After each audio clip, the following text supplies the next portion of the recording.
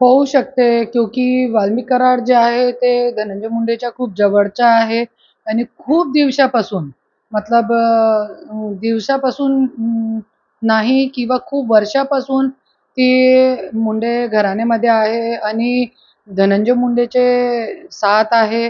त्यांचे सगळे काले कारनाम्याच्या कोरा चिठ्ठा त्यांच्याकडे आहे आणि आज तो अडकलेला आहे. तो बहुतेक या तो त्यांना फाशी की सजा होणार आहे किंवा उम्रकैद होणार आहे, जन्मठेप होणार आहे. त्याच्यामध्ये 100% होऊ शकतं की धनंजय मुंडेंनी शायद एन्काउंटरसाठी ऑफर दिली हो असेल. नाही, पण कासले जे आहेत आता हा जो दावा केला जातो त्यात कितपत तथ्य असावं?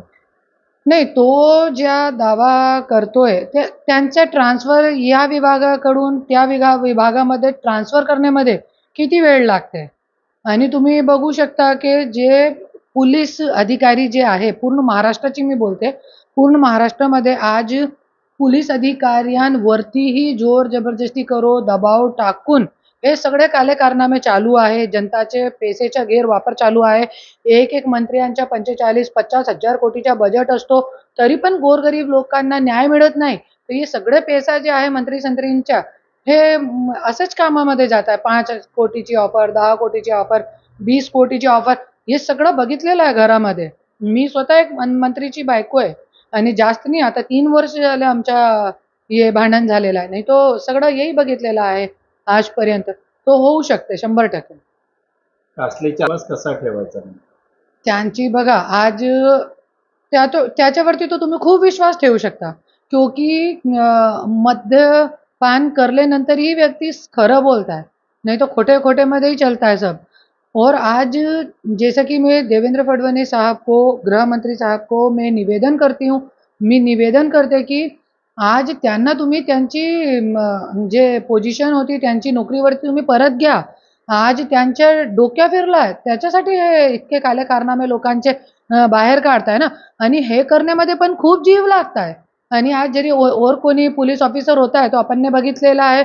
खूप पोलीस ऑफिसर लोकांनी आज आत्महत्या केलेली आहे. खूप पोलीस ऑफिसर लोक जे मेंटली डिस्टर्ब झालेले आहे. मी सगळं बघते. तो आज हे सगळी गोष्टी न करता त्यांनी खूप अच्छा पाव उचललेला आहे, की सगळ्यांची पोल खोलण्याचा जे आज प्रयत्न करत आहे. तो हे खूप मला तो खूप चांगला वाटतं. या संदर्भात देवेंद्र कासले संदर्भात की त्याला म्हणजे त्याने जे आरोप केले त्याची चौकशी व्हावी किंवा त्याला पुन्हा त्याच्या नोकरीच्या ठिकाणी देण्यासाठी हां, मी आता तो हे आज मंत्रालय बंद होता, पण उद्या मी देवेंद्र फडणवीस साहेबांना मंत्रालयामध्ये आणि मुख्यमंत्री, उपमुख्यमंत्री अजितदादांना पण हे पत्र देणार आहे, की त्यांना त्यांची नोकरीवरती तुम्ही परत द्या. त्यांचं पद तुम्ही परत द्या आणि असे पोलीस अधिकाऱ्यांची फक्त गलती नहीं होती है कोणत्याही मुद्देमध्ये.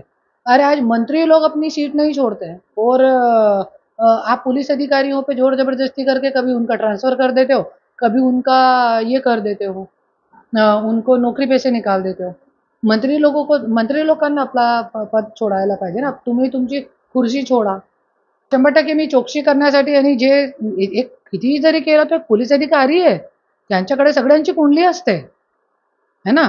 तो खोलणं गरजेचं आहे आणि हे निवेदन मी सकाळी देणार आहे.